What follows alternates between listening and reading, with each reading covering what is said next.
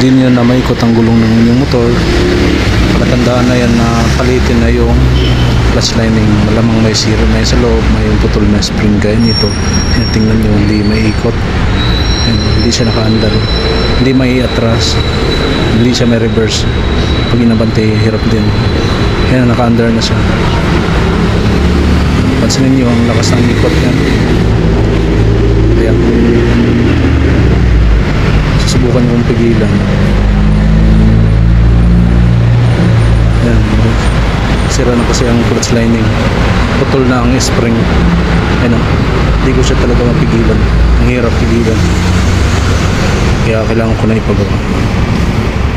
Clutch, lumapit na sa clutch.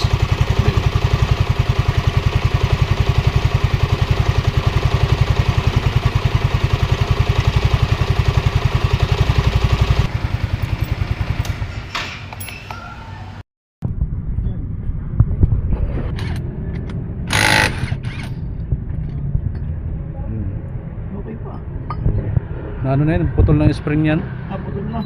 Kaso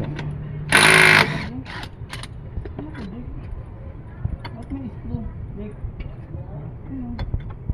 na ano na yun, iniipit lang.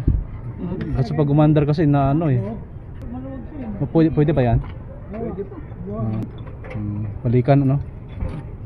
Parang matatanggal na po. Ayun o. Yung screw.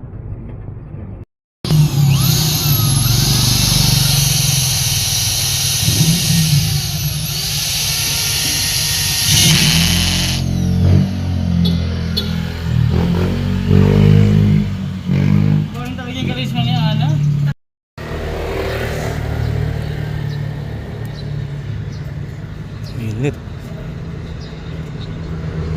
Ako. Napalitan na ng clutch lining. Putin ko yung gulong, pabante. Ano ko na siya. Wala nang sumasabit. Atras natin. Ayan.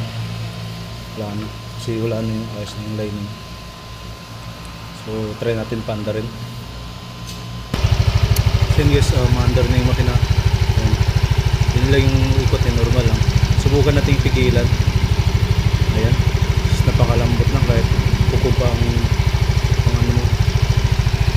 So yun nga dahilan kaya siya umiikot pag umaandar. Tapos hindi mo napipigilan ng dahilan nun. Sira na yung clutch lining, putol na yung spring. At hindi na rin pwede gamitin, kaya bumili ako ng bagong clutch lining.